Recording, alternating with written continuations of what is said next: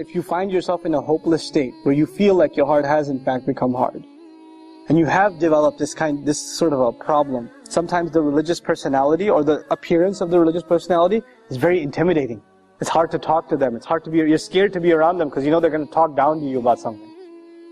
Right? You're afraid of them.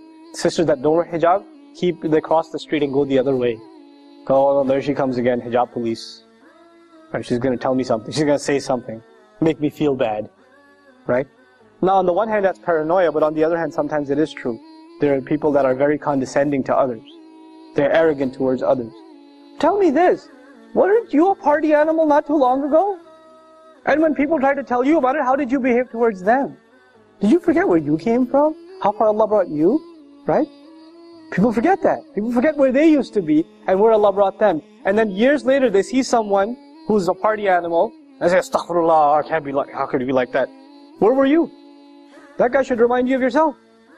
You were exactly like that. So you should remember Allah's favor upon you. وَكُنْتُمْ عَلَى شَفَا حُفْرَةٍ مِّنَ النَّارِ. You used to be at the very edge of the fire. فَأَنْقَذَكُمْ مِنْهَا. He pulled you out of it. And it's in that ayah Allah says, فَأَلَّفَ بَيْنَ قُلُوبِكُمْ. Right? Same ayah. He put love between your hearts. To have love between your hearts, you have to remember you used to be at the fire's edge yourself. And you got pulled back, and it wasn't because of you. It's not because you're a really smart person. And that's why you deserve to be pulled back. Whose favor was it to you? It was Allah's favor to you. How dare you look at somebody else and think like that? Right? This arrogance is a horrible thing. It'll wipe out all the goodness out of you. It'll wipe all the goodness out of you. And it is most of the time our youth who end up into heated debates about whatever, if it's a theology issue, if it's a fiqh issue, if it's an MSA presidency, I don't care what the issue is. Doesn't even matter. You know usually what the root problem of the debate is? It's ego. It's a big ego. That's all it is. People talking about scholars like they're talking about some athlete. You know, that guy, I don't like him. I don't like what he says. Excuse me?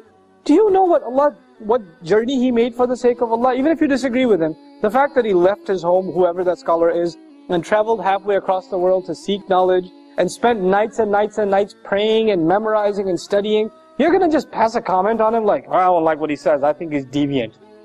How dare you? What have you done? What puts you in that position to be able to say that? And you know, if you disagree with a Muslim and you think they're wrong, what should be your first attitude towards them? You should pass a verdict on them that they're headed to hell, or should you genuinely be concerned for them? And if you were genuinely concerned for them, you wouldn't talk to anybody else about them. Who would you talk to?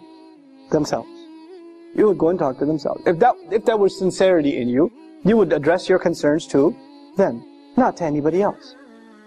But this shows lack of sincerity. This shows ego. This shows you've got your team, you're rooting for your side, and you're just gonna make comments about the other. That's immature, arrogant, egotist. This is what it is. واعتصموا بحبل الله جميعا ولا تفرقوا واذكروا نعمة الله عليكم إذ كنتم أعداء فألف بين قلوبكم فأصبحتم بنعمته